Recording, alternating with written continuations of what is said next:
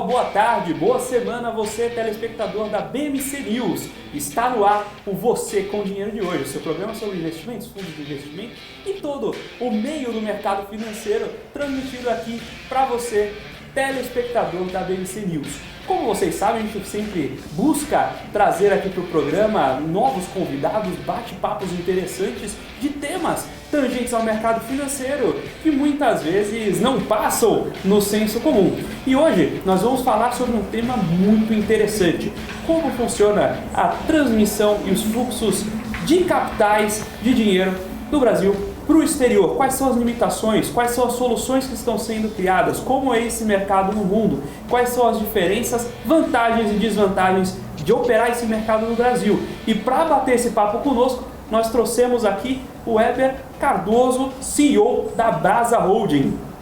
Prazer, Felipe, muito obrigado pelo convite aí. Espero contribuir com o nosso telespectador. Weber, muito obrigado por aceitar nosso convite, muito obrigado por aceitar esse bate-papo, acho que é muito ilustrativo e difícil mesmo a gente conseguir. A gente estava já antecipando um bate-papo aqui antes da entrada, né? É difícil conseguir ter esse papo em profundidade, desbravar alguns desses cenários, que só estando mesmo nesse backstage você consegue quebrar e entender alguns paradigmas. Então eu queria começar lançando uma pergunta de como começou a Brasa, de onde vocês sentiram essa necessidade e como deram os primeiros passos dessa holding que tem capital brasileiro, mas ela começou na Inglaterra, não é isso? É isso aí. Nosso fundador, Marcelo Sacomori, ele começou a tradear, né, o dinheiro vivo por muito tempo. Os pais, eles nasceram em Foz do Iguaçu, e é natural ali você estar num conjunto entre três países, você ter euro, dólar, guarani e real circulando e tradeando. E aí ele viu que isso, moeda espécie, você tem um limite, né? Porque você tem que ter a questão da segurança do dinheiro físico, né? E ele foi e começou a tradear na B3, tá? Fazer mercado no mercado cambial na B3, e não contente com o tamanho, não, que a B3 é uma grande bolsa, mas contente com o tamanho de mercado de câmbio, ele migrou para Chicago e começou a tradear, alugou um assento lá na CME, começou a tradear dentro do pitch da CME. E aí, enquanto isso, ele passou pela Universidade de Chicago e viu um marketing sobre um curso de Financial Trading e Technology. Começou a cursar, fundou a primeira empresa dele lá nos Estados Unidos, desde os servidores da universidade, que é um site de entretenimento para crianças chamado bacaninha.com.br. Para quem tem a minha idade, eu acho que lembra muito, né, que tinha joguinhos de entretenimento. Ali foi a primeira, vamos dizer assim, a primeira venda dele como fundador, e logo com a venda ele captou o recurso e investiu na sua primeira empresa nos Estados Unidos. Então, na verdade, o histórico é uma empresa criada nos Estados Unidos, ele fundou um banco nos Estados Unidos em 2007, 2008, teve a sua licença no estado de Maryland, como licença estadual, pediu a licença federal para você poder operar nos 50 estados americanos, e o que aconteceu foi que veio a crise de 2008 e o Fed literalmente falou para ele: olha, a chance de a gente te dar uma licença agora é basicamente nula. Ele pegou, conjuntamente com a esposa, foi para a Inglaterra e abriu a operação financeira debaixo do novo mandato de pagamentos que tinha saído, uma nova lei lá na Inglaterra. E ele fundou, das 5 primeiras licenças que saíram, que foi um lote, nasce aí, hoje chamado Brasa UK, nasce a MSBB Money na Inglaterra, com um foco em micro remessas. E aí nasceu em 2009, de fato, em 2007 a empresa, operacional em 2009, e em 2013 ele vem para o Brasil e funda o banco. Então o histórico vem dos Estados Unidos para a Inglaterra, da Inglaterra para o Brasil, sempre com o nosso fundador, o brasileiro Marcelo Sacomori. Agora, o que tem de difícil? Quais são as dificuldades dessas transações cross-border, né? Por que é tão diferente? A gente está aqui no Brasil, por exemplo, está acostumado com TED, Pix, que é tão diferente você criar uma transação aqui, local, de uma transação cross-border, transacionando entre países, e em seguida, né, essa é uma dificuldade que a gente sente aqui por ser um mercado brasileiro especificamente, ou seja, tem alguma limitação na integração com os outros países ou não? Vocês enxergam essa dificuldade em vários pares no mundo? Sim, acho que o primeiro ponto é a regulamentação. Tá? Então você tem, né, no caso do Banco Central brasileiro, você tem as suas regras, né, para o real. Você vai nos Estados Unidos, não é diferente, na Europa não é diferente. Então você tem o fluxo cambial, ele tem regulamentações por detrás, cada país tem a sua. Esse é o primeiro ponto, é a dificuldade regulatória. Segundo ponto é a própria questão da tecnologia. Então, por incrível que pareça, o Brasil, e recentemente, né, nos últimos anos, o Banco Central tem feito um trabalho incrível, né, de avanço em inúmeras frentes, que coloca o Brasil na vanguarda em termos de tecnologia, por exemplo, do Pix que você acabou de mencionar. O Pix para nós é uma realidade que ela entrou na nossa vida de maneira tão gigante, né, que ela tomou conta, né, do nosso dia a dia, nosso cotidiano. Mas mesmo antes do Pix, você tinha a TED, que também não era um método de pagamento ruim. Quando você vai para os Estados Unidos, você ainda tem muito dinheiro em circulação, muito cheque em circulação e um sistema de pagamento, eles têm os dois principais, que são o Fedwire e o ACH, que às vezes tem liquidação, não é intraday, é um dia a mais, são demais. Então, as tecnologias não se conversam. Em cima disso, você tem o participante que participa do mercado, né, americano, europeu e brasileiro, pode não ser o mesmo. Então, você tem inúmeros intermediários. E como se trata de mover recursos de um país para o outro, você tem todas as questões de prevenção de lavagem de dinheiro. Você não é um processo fácil, tem que ter tecnologia, tem que conversar, tem que ter entidades reguladas. Então, há uma complexidade muito maior do que uma transação local. Então, acho que o princípio, o início dessa dificuldade é todo esse arcabouço sistêmico e regulatório, e cada país tem o seu, ou seja, não se conversa. Tem algumas coisas que se conversam, mas a maior parte não se conversa. Muito bem. Agora, quando vocês, por exemplo, hoje vocês então atuam basicamente nesse mercado transacional. E olham, vocês têm a sede no Reino Unido, mas olham o Brasil. Qual a concentração de Brasil na carteira de vocês hoje? Hoje é um grupo, né, todas as entidades trabalham em prol do mesmo objetivo. Tá? A gente usa, né, como nosso propósito fazer o mínimo para que o brasileiro possa viver o máximo.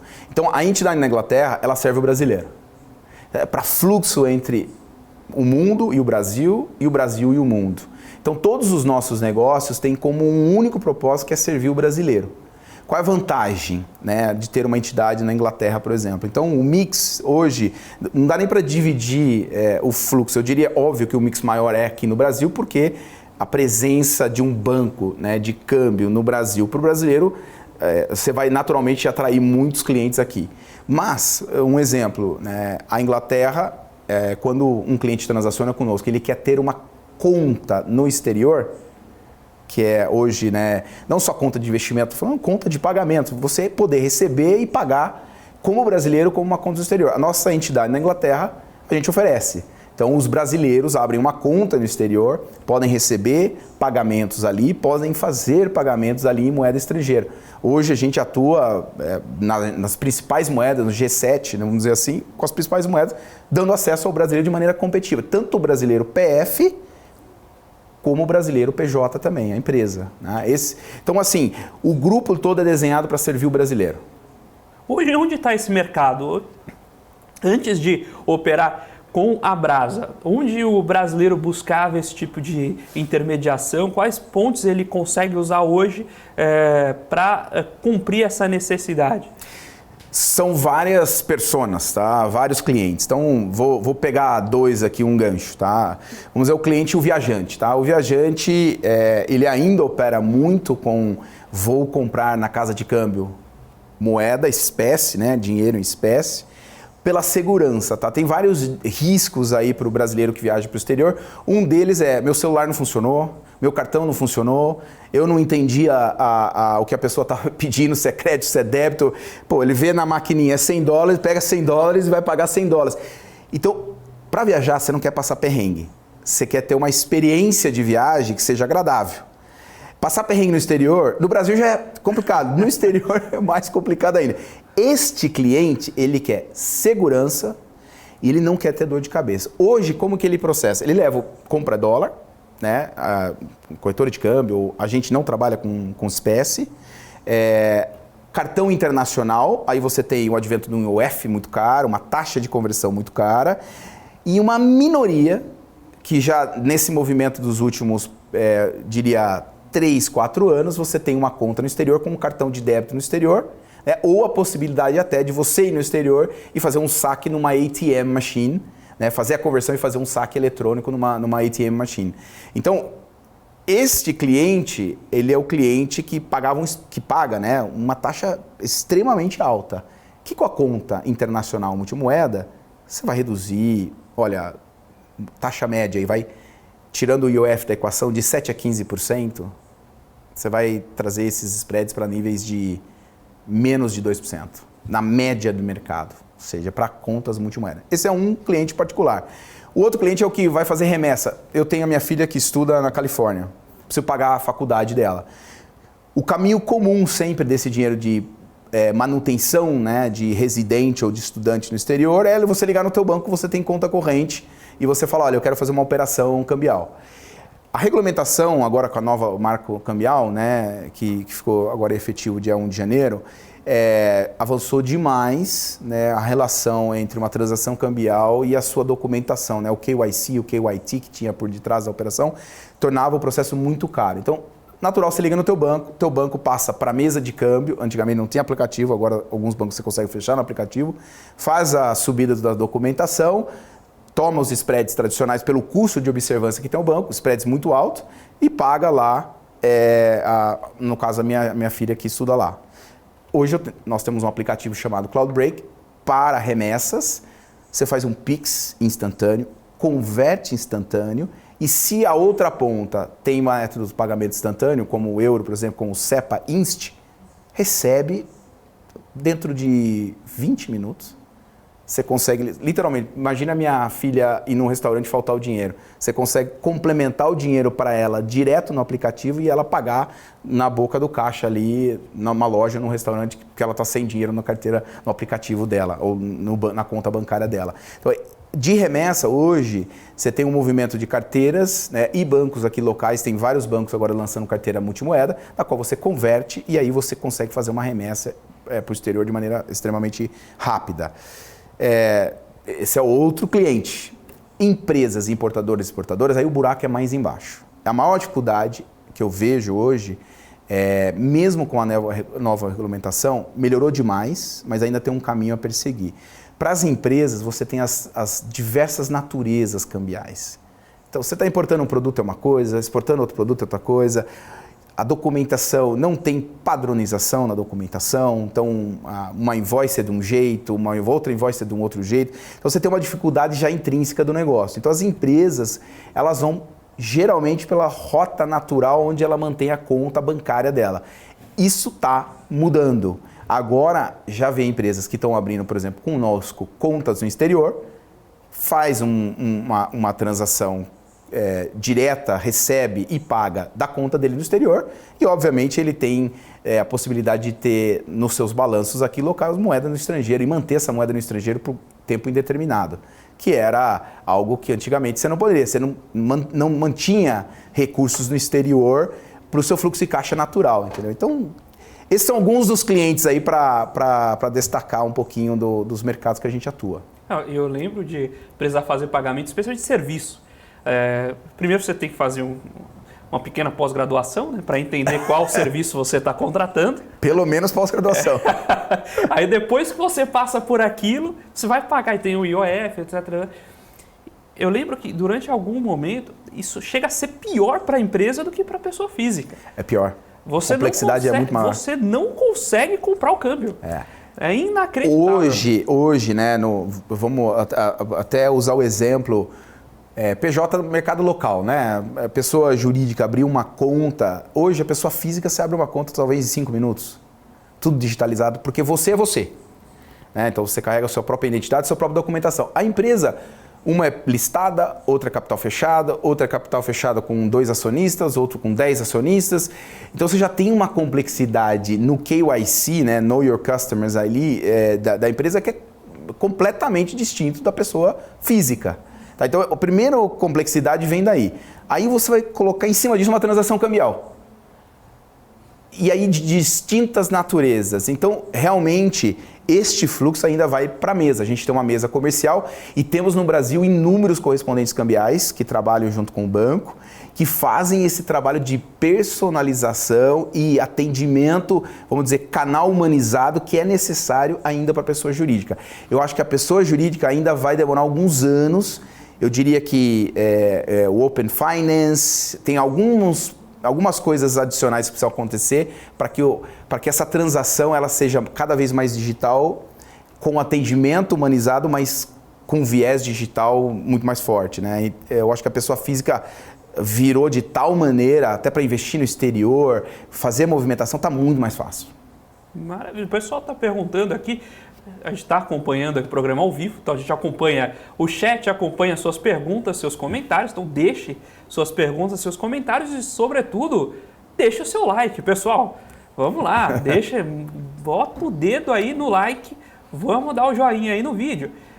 O Helder, a Aida ficou comentando aqui, né, o Weber sempre dando aula, o Helder fez 2 perguntas aqui.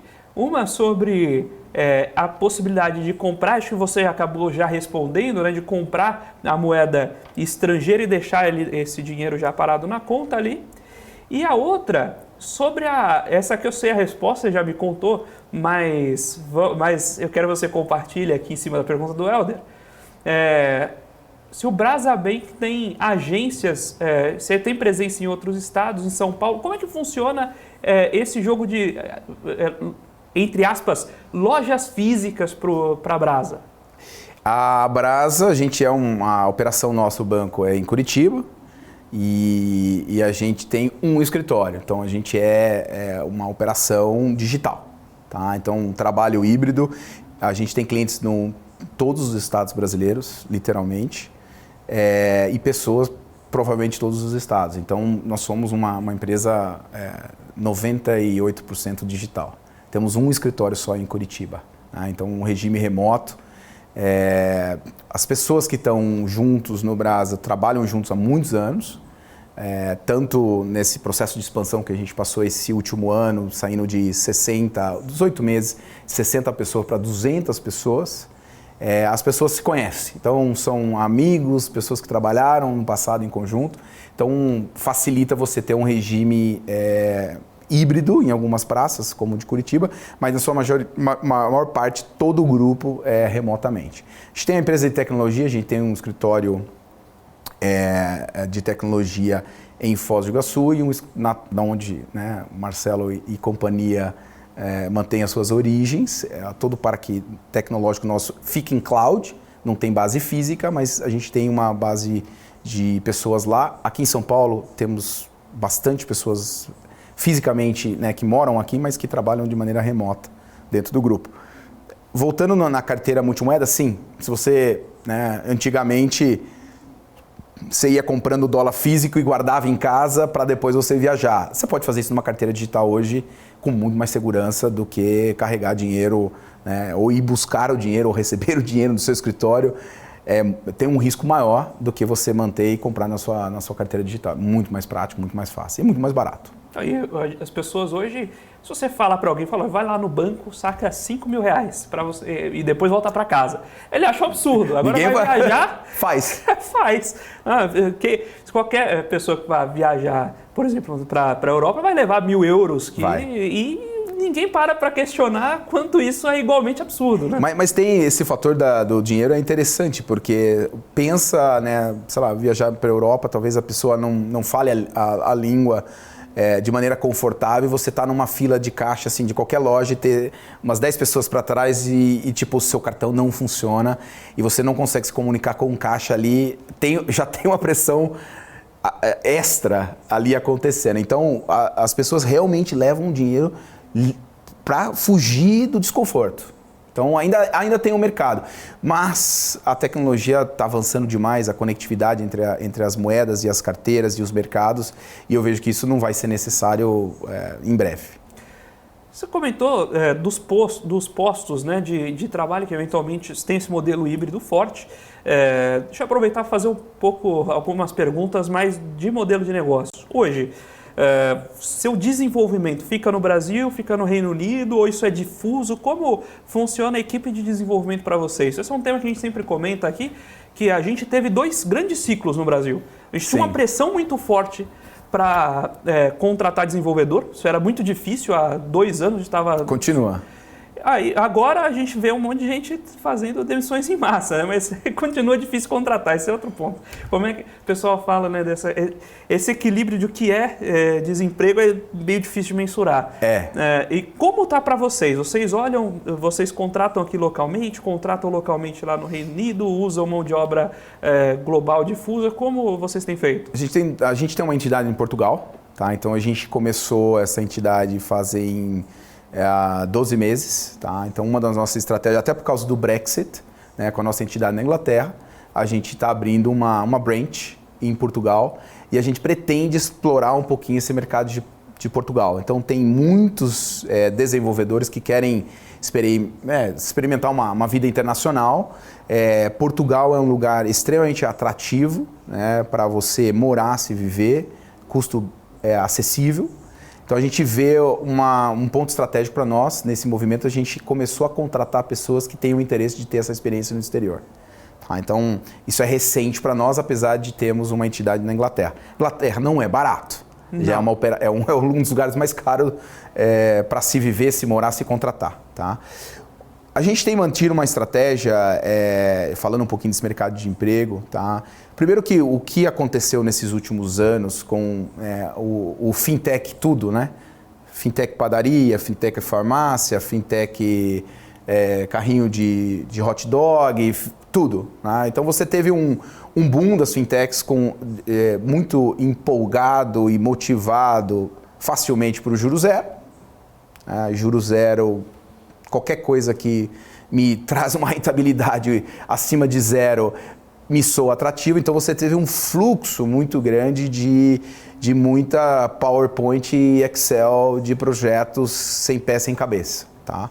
Naturalmente você criou uma bolha de emprego e também você criou empresas tentando sair na frente. Como eu sei que eu vou precisar de pessoas daqui 2 anos, porque o negócio está bombando, então eu vou começar a contratar agora. Contratar estagiários, contratar cada vez mais júnior, pessoas mais no início da sua jornada de trabalho, logo depois ali da universidade, e inflando todo o ecossistema. Então, se você contrata e começa a inflar as pessoas que estão começando suas carreiras agora, você infla ali, infla depois e cria um problema homérico. E com a pandemia de você poder trabalhar de casa, casa significa o quê e aonde? Você quebrou fronteiras e barreiras. Por exemplo, a nossa política hoje no Brasil, eu contrato no Brasil inteiro com tabela única salarial. É muito mais barato o sujeito morar fora dos grandes centros, né? Com certeza. Então, assim, hoje a pessoa pode tomar uma decisão de qualidade de vida e trabalhar pra gente em qualquer lugar do Brasil. E a gente tem isso acontecendo. E a tabela é única. Eu não trato ninguém que está no interior ou fora das grandes praças diferente de quem está na grande praça. Quem está na grande praça vai ter uma qualidade de vida diferenciada por oferta de serviço, mas vai custar mais caro. E é uma decisão da pessoa agora. E o mesmo está acontecendo com a contratação por empresas estrangeiras. Então você, né, uma moeda aí 5 por 1, 6 por 1, depende da moeda que você tem, o poder econômico que tem uma empresa estrangeira, ela acaba contratando gente de qualidade no Brasil por preços de estagiários lá fora, em algumas praças. Aí você fala, é justo, não é injusto? Não, é diferente. Custo de vida em Londres, custo de vida na Califórnia, em Nova York, é infinitamente maior. Você ganhar o salário que você ganha no Brasil, você não vive. Esse desenvolvedor não vive em Nova York, não vive nas grandes praças. Não paga nem o aluguel, né? Nem o aluguel. Mas aqui ele vive muito bem. Então, todo esse movimento inflou o mercado. O que eu penso disso tudo? Não tem volta.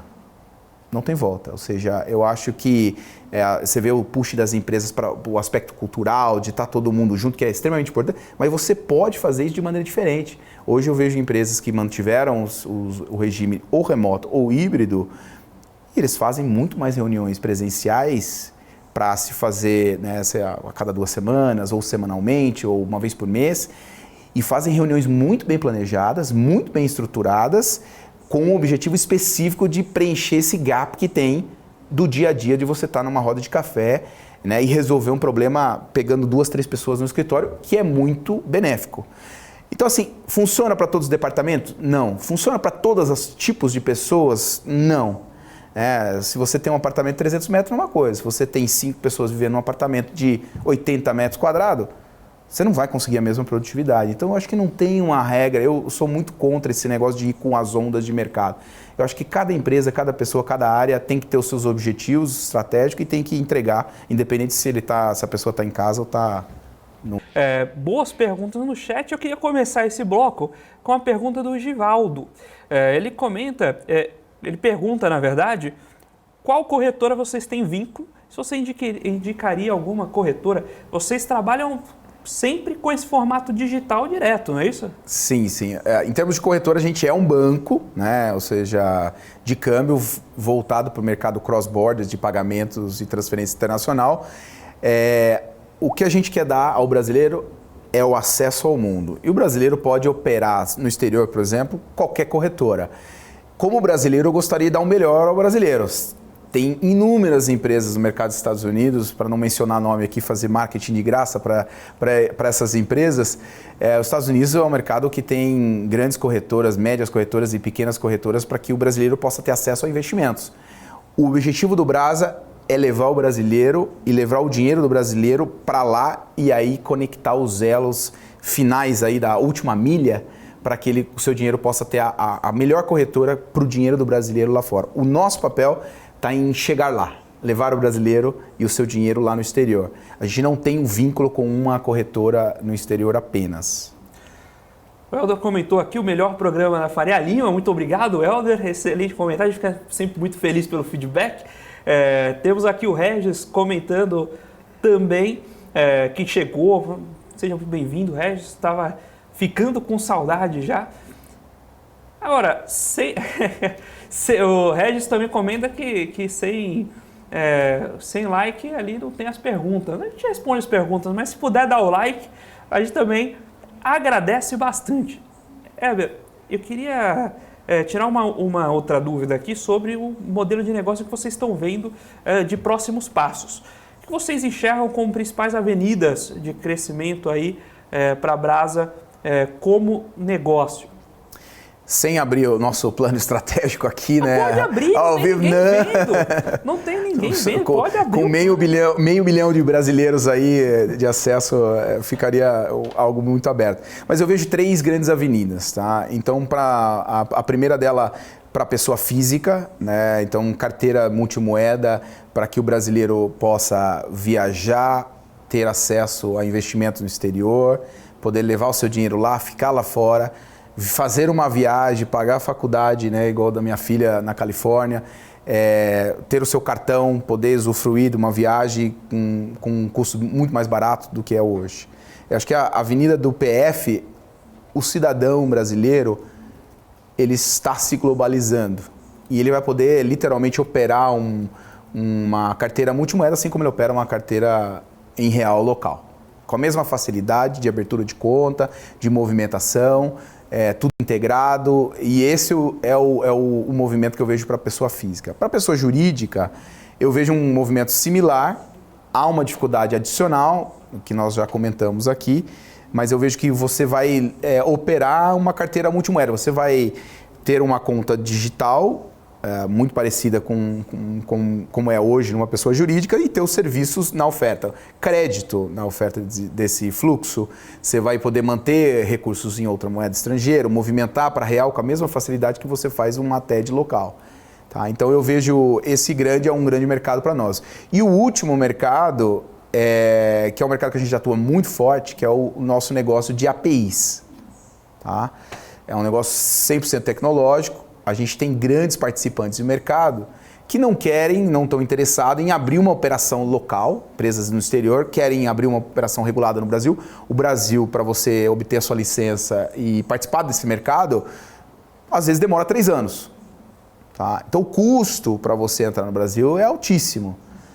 Muito mais fácil você operar com uma empresa como a gente, que tem tecnologia, nós somos tech native, né, como diz aí, somos nativos em tecnologia. A gente cede as nossas API para que as empresas possam ter a taxa de câmbio nos seus aplicativos, possam fechar o câmbio nos seus aplicativos e, na verdade, por detrás você tem uma empresa como a gente provendo esses serviços. Tá? Então, os serviços de API. A gente lançou um produto agora, eu vou aqui, não vou fazer copiar o Banco Central, a gente chama carinhosamente de checkout, é o nome oficial, mas é o conceito de Pix internacional. A gente lançou esse produto em agosto, cresce a 20% ao mês. Você imagina um brasileiro viajando no exterior ou comprando numa loja no exterior e pagando com o Pix de qualquer banco, com uma transação local acontecendo, uma transação cambial, um KYC, um KYT, um pagamento instantâneo na conta da loja física e da loja online instantaneamente em menos de 3 segundos. Mas isso está acontecendo agora. Quais países?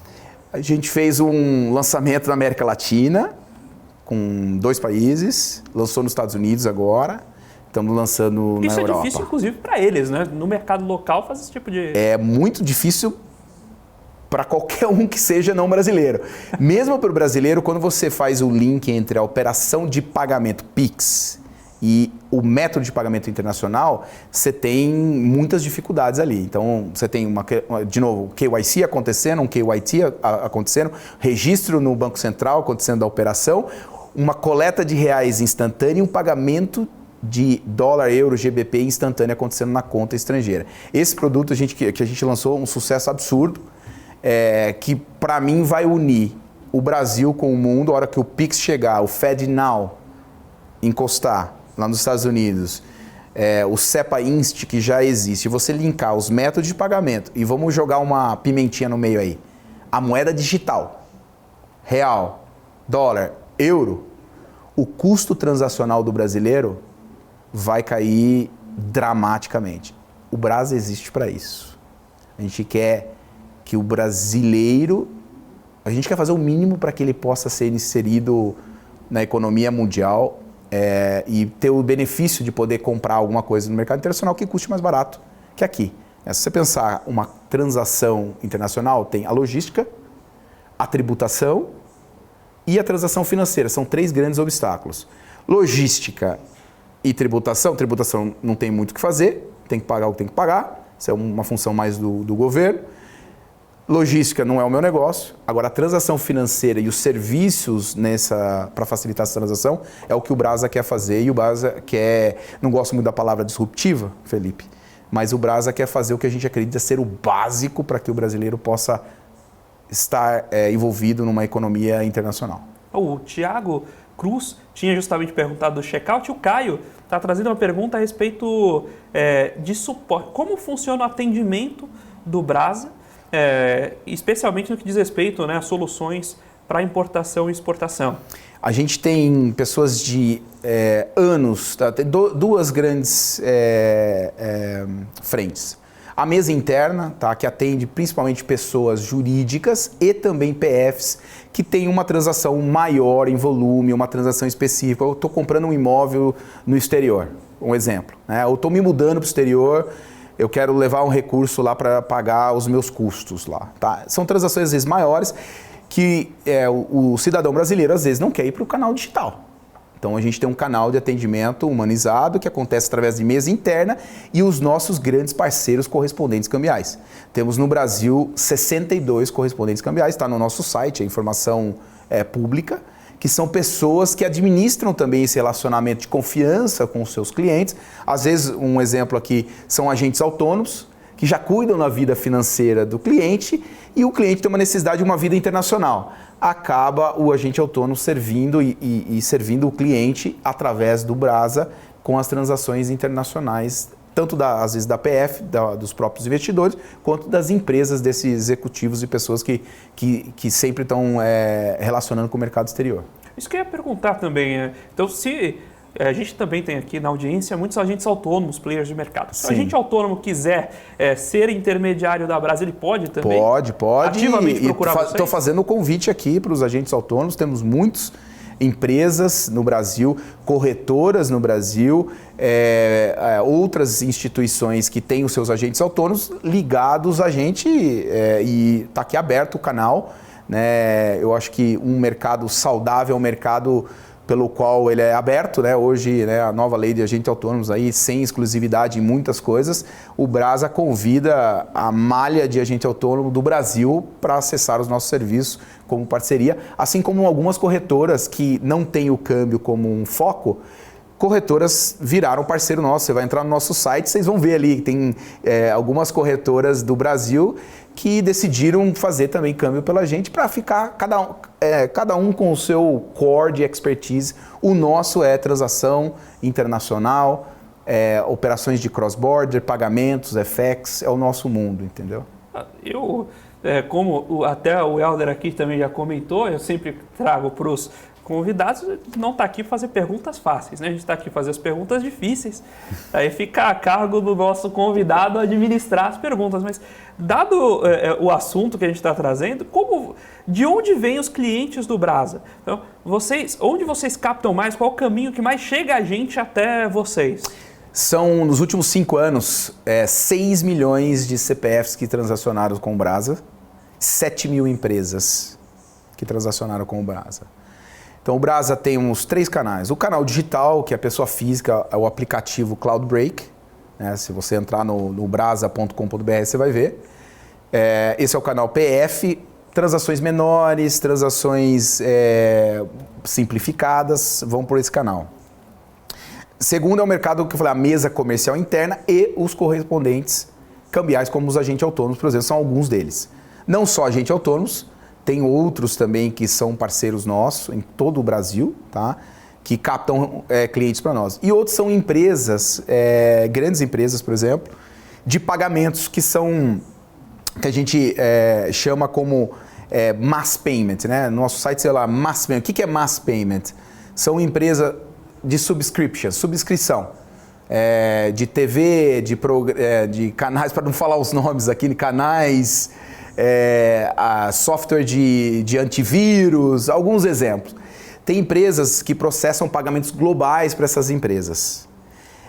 Quando chega para processar pagamento de brasileiro, eles coletam os reais no Brasil, em escala, ou seja, 100 mil, 1 milhão de brasileiros, coletando esses recursos, manda os reais para o Brasa faz o registro no Bacen, fecha o câmbio e paga essas empresas de videogame, essas empresas de antivírus, software e outras coisas. Para não dar nomes aqui, essas empresas são empresas que prestam serviço para esses grandes conglomerados a nível mundial, em todas as moedas, e quando vem pelo BRL versus outras moedas, acabam processando com o Brasa. O Brasa, dentro da linha de FX as a Service, né, um nome aí que criado por todo mundo, tudo as a Service, né?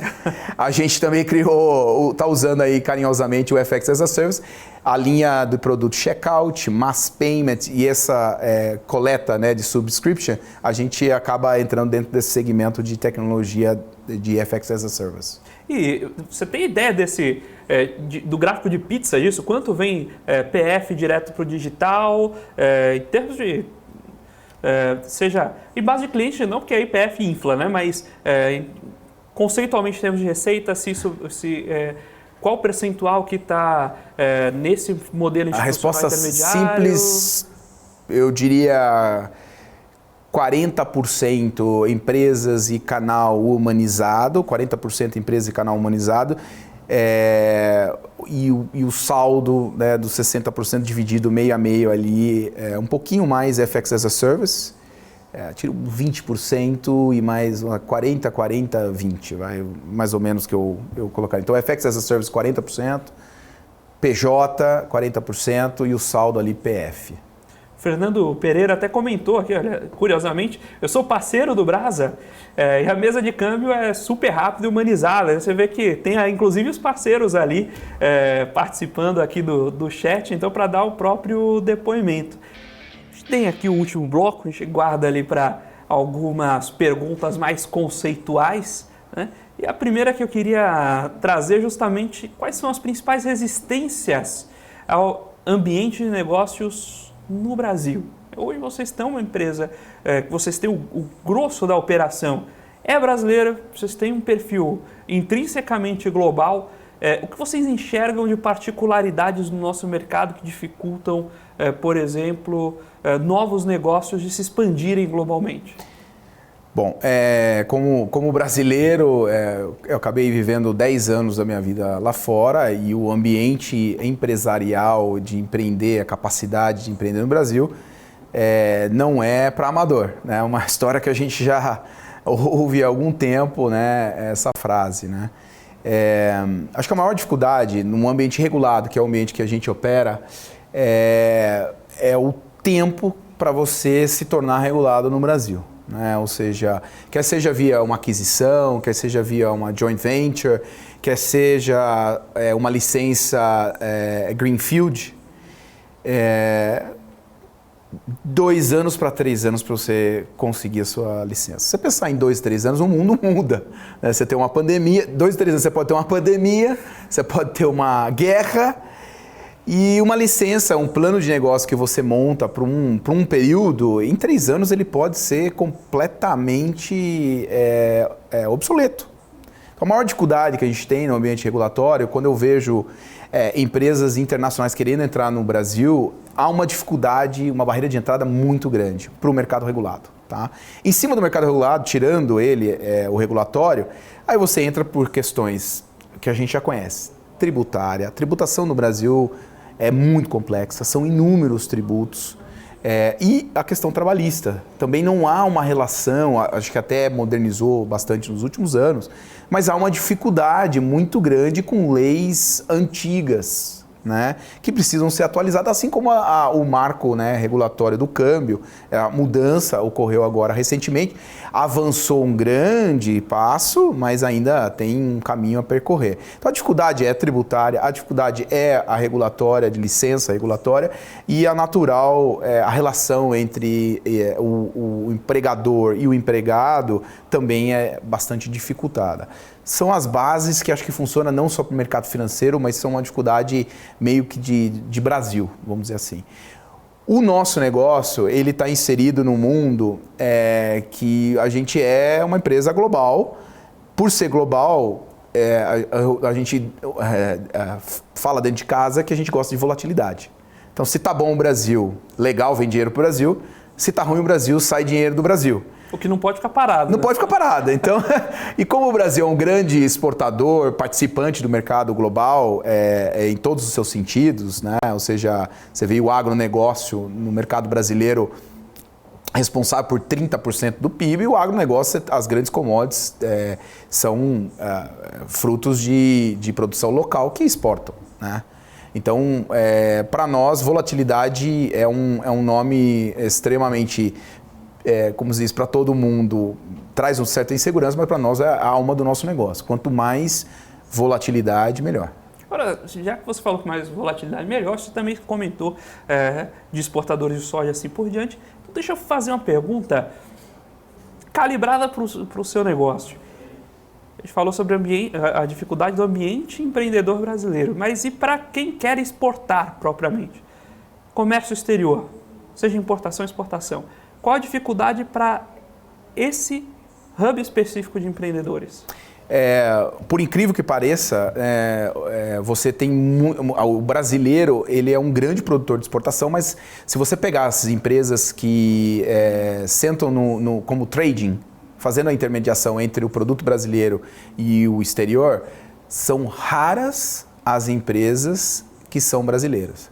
Se você quase inacreditável que o Brasil agronegócio, né, que é extremamente inserido num contexto internacional, são poucas as trades que têm denominação brasileira entregando o produto, ou seja, fazendo o processo até o destino. A maior parte do processo é feito por empresas americanas e estrangeiras comprando no Brasil no FOB, né, o que é no porto, e do porto elas fazem o processo marítimo e o destino. São alguns nomes no Brasil de grandes grupos que pegam um produto e entregam na China, pegam um produto e entregam na Europa, pegam um produto e entregam na Ásia. Então, acho que a maior dificuldade é língua e é também o brasileiro correndo risco não Brasil. Já é gigante o risco dentro do Brasil. Agora eu vou vender para um outro país e correr risco de crédito, risco logístico e toda a complexidade de língua e documentação e transacional e risco. Mas eu acho que esse é um passo importante para as empresas brasileiras. As empresas brasileiras precisam ir até o consumidor final, no meu ver, eliminando aí a venda por intermediário. Toda vez que você acrescenta no câmbio ou numa transação de Comex, intermediários, você encarece a transação. Um pega 10%, outro 20%, outro 30%, e a relação entre a origem da transação e o consumidor final fica extremamente cara. Gustavo Silva perguntou o que o Brasa faz para tornar esses custos mais baixos, né?